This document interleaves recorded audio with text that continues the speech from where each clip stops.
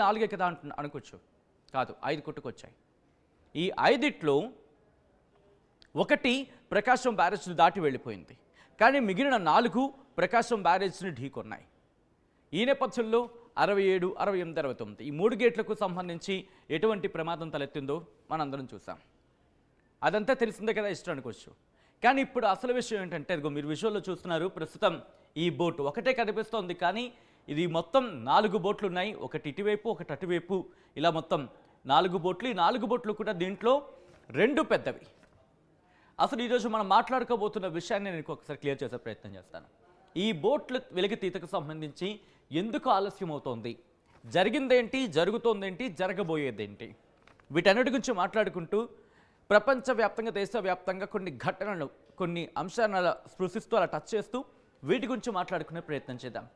ప్రస్తుతం కృష్ణానది అంటే ప్రకాశం బ్యారేజ్ దగ్గర ఇటు ఫుల్గా ఉంది వాటర్, ఇన్ఫ్లో అవుట్ఫ్లో కూడా ఉంది. అయితే లక్షల్లో లేదు, కానీ ప్రస్తుతం వేలలో ఉంది అనే మాట వినిపిస్తోంది. ఇక్కడ వరకు ఒక ఎత్తు, దీన్ని కాస్త పక్కన పెడదాం. అందాకలకి ప్రస్తుతం కృష్ణా దగ్గర ఈ బోటు మీరు చూస్తున్నారు. ఇదొక బోటు. ఇది ఈ బోటుకు సంబంధించి ఒక్కొక్కటి కూడా ఇవి వచ్చిన మొత్తం 5 బోట్లు కొట్టుకొచ్చాయి. ఈ 5ట్లో ఒకటి ప్రకాశం బ్యారేజ్ దాటి వెళ్ళిపోయింది. అంటే సపోజ్ బ్యారేజ్ ఇది ఇలా ఉంది. బ్యారేజ్ నేను అందాజుగా చెప్పే ప్రయత్నం చేస్తున్నా. వచ్చినప్పుడు ఇలా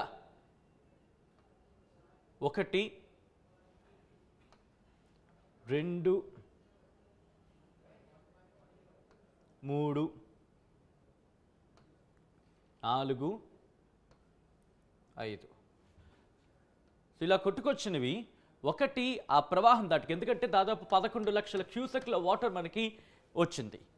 ఈ ఇంత ఫ్లో వచ్చినప్పుడు ఆ రోజు ప్రవాహం మీరు చూస్తుంటే కనుక చాలా ఉధృతంగా ఉంది. ఆ ఉధృతంగా ఉన్న నేపథ్యంలో ఈ 5ట్లో ఒకటి బహుశా చిన్నదిగా ఉండుంటుంది, కాబట్టి దాటి వెళ్ళిపోయింది. ఇలా దాటి వచ్చేసిన పరిస్థితి. కానీ ఈ 4 ఉన్నాయి చూసారా, ఈ 4 ఎందుకు ఇక్కడ ఇరుక్కుపోయాయి, వాటిని ఎందుకు తీయలేకపోతున్నాం, ఎందుకు ఈ మాట అంటున్నానంటే కనుక, ఎందుకు ఈ క్వశ్చన్ నాతో పాటు చాలామందికి ఇలాంటి అనుమానం ఎందుకు వస్తుందంటే కనుక, మీకు కరెక్ట్గా గుర్తుండే గతంలో కూడా ఇదే ప్రకాశం బ్యారేజ్కి, ఇదే కృష్ణా నదిలో ఒక బోట్ ఇరుక్కుపోయింది. గేట్ దగ్గర బోట్ ఇరుక్కుపోయిన పరిస్థితి మనం చూసాం. ఆ బోటుని కష్టపడి ఎలాగోలా బయట తీసుకొచ్చేస్తారు. పక్కన ఇఫ్ ఐఎమ్ నాట్ రాంగ్, బహుశా ఇప్పుడు ఉండకపోవచ్చేమో, కొద్ది రోజుల క్రితం వరకు కూడా ఆ బోట్ అక్కడే ఉండింది. అంటే బయట తీసేసి దాన్ని పక్కకు వచ్చేసిన విజువల్ని మనం చూసాం.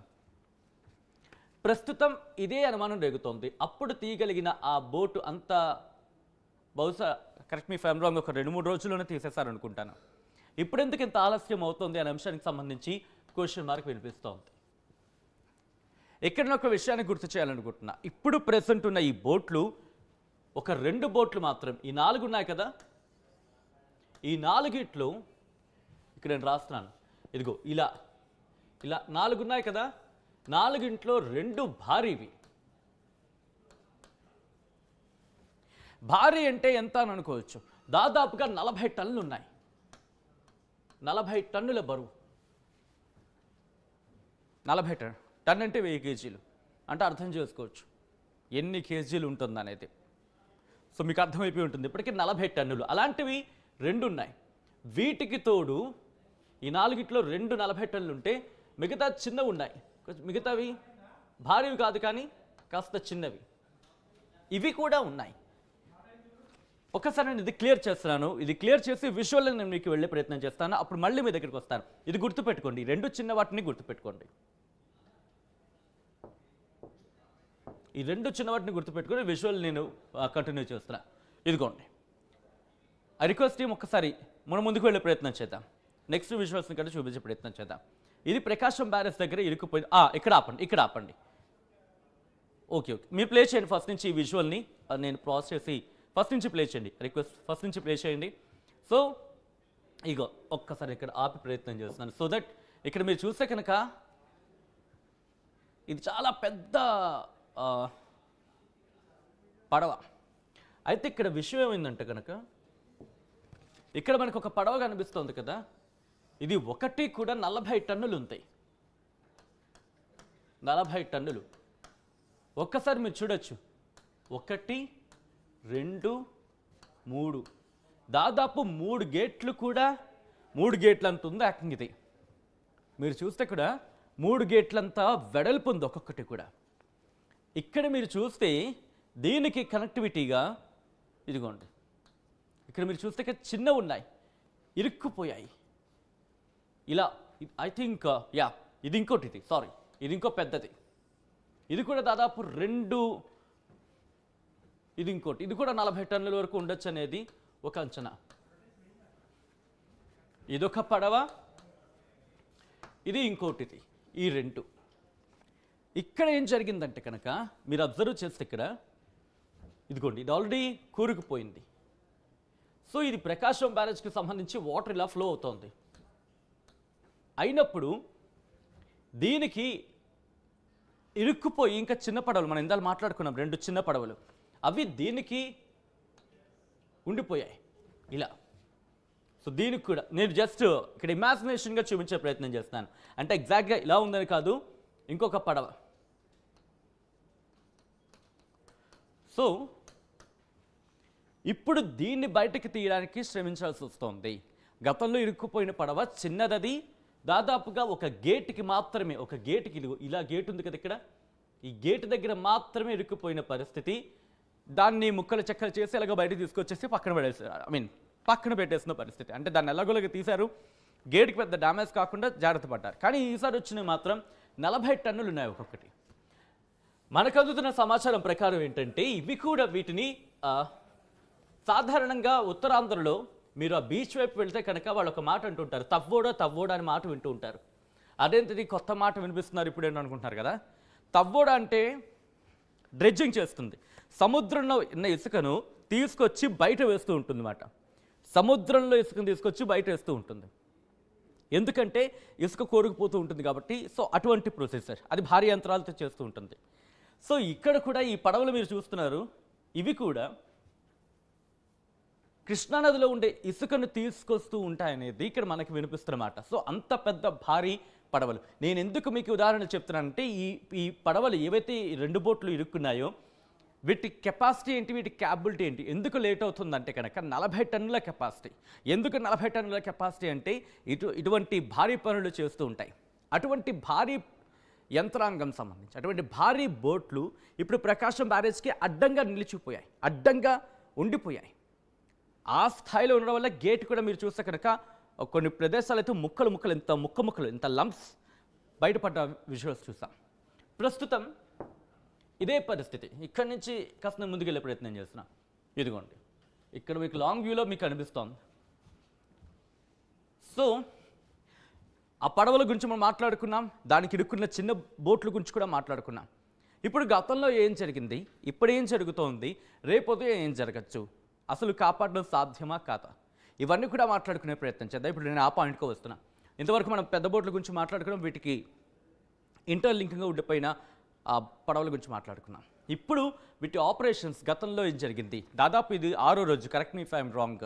మీకేమనిపిస్తుందో వీటిని తీయడం సాధ్యమా కాదా అనేది కింద కామెంట్ బాక్స్లో మెన్షన్ చేసే ప్రయత్నం చేయండి. ఒకవేళ మీకు తెలిసిన లేటెస్ట్ టెక్నాలజీకి సంబంధం ఏమైతే మీరు రిఫర్ చేస్తుంటే కనుక దాన్ని కూడా మెన్షన్ చేసే ప్రయత్నం చేయండి. ఇక్కడ నేను గతంలో మనం ఇక్కడ మీరు చూస్తే ఇదిగో ఇక్కడి నుంచి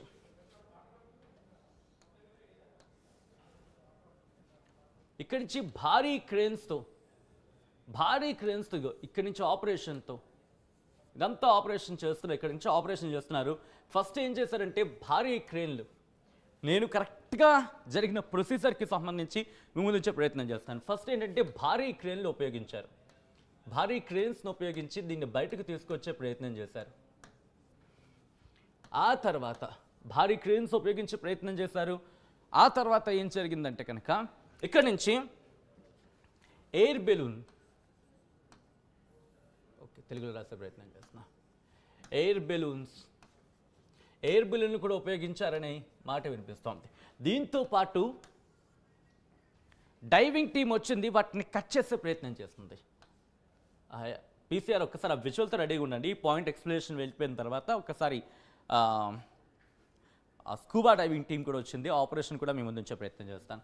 scuba diving team, scuba diving team వచ్చింది. డైవింగ్ అని చెప్పి నేను ఇక్కడ రాస్తున్నాను సింపుల్గా. దీంతో ప్రయత్నం చేశారు. ఆ తర్వాత వెల్డింగ్తో దాన్ని కట్ చేసి ముక్కలు ముక్కలు చేసే ప్రయత్నం చేద్దామని సారీ వెల్డింగ్ అంటే కాదు, అది దాన్ని పూర్తిగా దాన్ని ఆ ప్రాసెస్ని కరెక్ట్గా మర్చిపోయాను ఇప్పుడే. ఆ ప్రాసెస్లో కట్ చేసే ప్రయత్నం చేశారు. అంటే సాధారణంగా వెల్డింగ్ అంటూ ఉంటాం, మనకి పదం ఈజీగా ఉంటుందని చెప్పి. సో కట్ చేసే ప్రయత్నం చేశారు, పడవని కట్ చేసే ప్రయత్నం చేశారు. సో డైవింగ్ చేస్తూనే దాని లోపల నుంచి దాన్ని కట్ చేసే ప్రయత్నం చేశారు.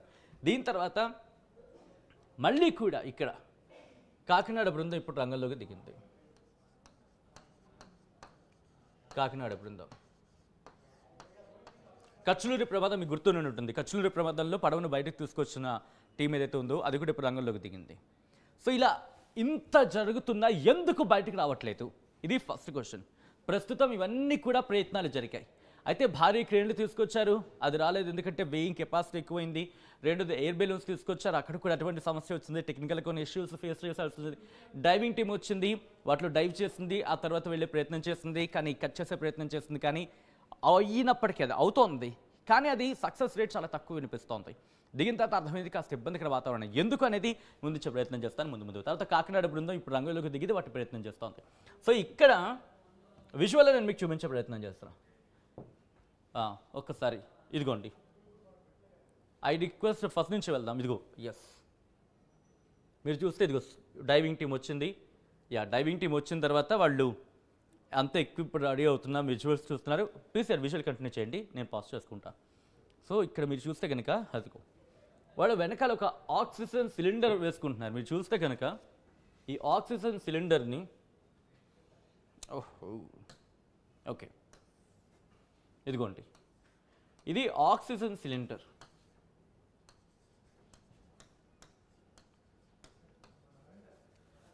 ఇది ఓకే 80 లీటర్లది. 80 లీటర్లదైతే దాదాపు 2 గంటలు మాత్రమే పనిచేస్తుంది. 2 గంటలు మాత్రమే పనిచేస్తుంది ఈ 80 లీటర్లు అయితేనే.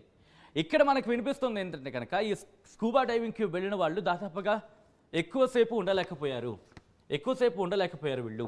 దాదాపుగా 2-3 గంటలు, గంట మాత్రం ఉండగలిగారు అనేది ఇక్కడ వినిపిస్తున్న మాట. ఎందుకంటే కనుక దాని కెపాసిటీ అంతే. బట్ అక్కడ ఒక్కసారి లోపలికి వెళ్ళిన తర్వాత వాళ్ళు చేసిన ఆపరేషన్ చూద్దాం.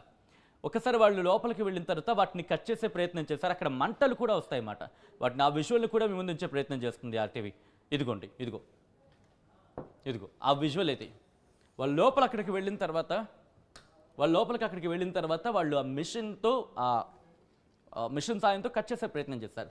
కానీ ఎక్కడా కూడా ఇవేవి సక్సెస్ కాలేదంటే కనుక ఇది సక్సెస్ అయింది. కానీ అంత పెద్ద బోట్లని, దానికి ఇంటర్లింకింగ్ ఉన్న బోట్లని అవి ఎందుకు బయటకు తీసుకురాలేకపోతున్నారనే అంశానికి సంబంధించి ఇంకా ముందు మాట్లాడే ప్రయత్నం చేస్తాను. సో టైం పట్టేస్తోంది, కొన్ని ఏళ్ళు పట్టేస్తుంది అనే అనుమానం కావచ్చు, కొన్ని క్వశ్చన్స్ రైజ్ అయిన నేపథ్యంలో వాటిని ప్రెసెంట్ ఆ ప్రయత్నాలకి కాస్త పాజ్ పెట్టారన్న మాట వినిపిస్తోంది. ఆ తర్వాత ఇప్పుడు భారీ పడవలను తీసుకొచ్చారు. ఒకసారి ఆ విషయాన్ని చూపిద్దాం. భారీ పడవల సాయంతో ఇదిగో ఇలా, ఇది ఒక్కొక్కటి కూడా 40 టన్నుల కావడంతో ఇదే బరువున్న